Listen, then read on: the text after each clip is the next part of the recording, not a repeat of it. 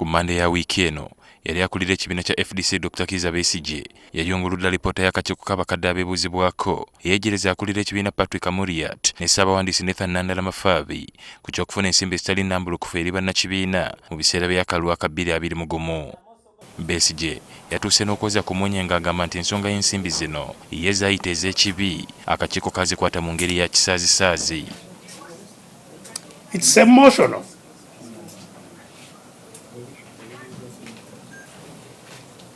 Clearly, there is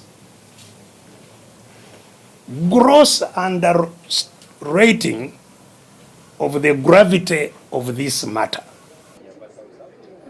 Kati olwaleero akulira akakiiko kano Dr. Frank Nabwiso yawonyezza ekya Besigye okutandika okwewula alipoota yaabwe gye bamalirako obudde nga banoonyereza nti era kikwasa ennaku nti Besigye abuusabuusa obwerufu bwabwe.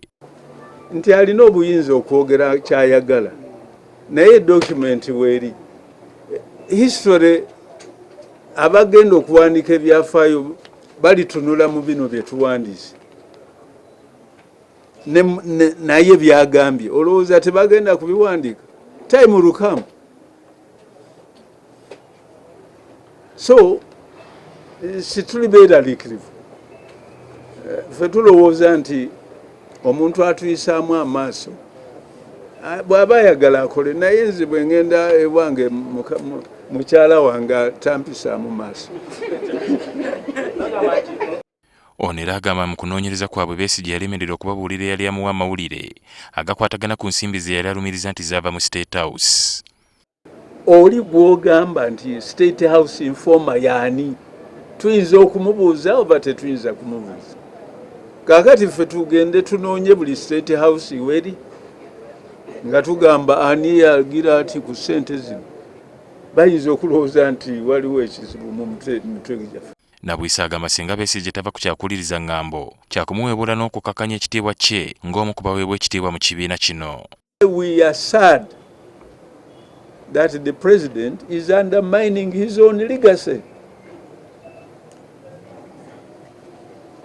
And we want to appeal to him on our bended knees that he does not do that. Nabwiso era yeebuuzizza lwaki Besigye singa yali yeekengedde ensimbi zino lwaki yakkiriza obukadde 3 okuterekebwa mu maka ge so nga yali akimanyi bulungi nti si ye muwanika w'ekibiina. Wabula era ab'akakiiko kano baneenyezza ne ssaabawandiisi w'ekibiina Nathan Nandala Mafaabi okutwala ensimbi zino eri Besigye ataali muwanika. It was wrong for him to take money to the party to somebody who is not the party treasurer.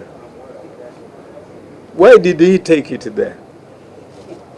Dr. Nabwiso agamba okusika omugwa kuno kwonna okuliwo n'okwerangira tebyandibaddewo singa abagugulana mu kibiina balinda okunoonyereza ne kuggwa ne bataddukira mu mawulire okutandika okwerangira ebisongovu.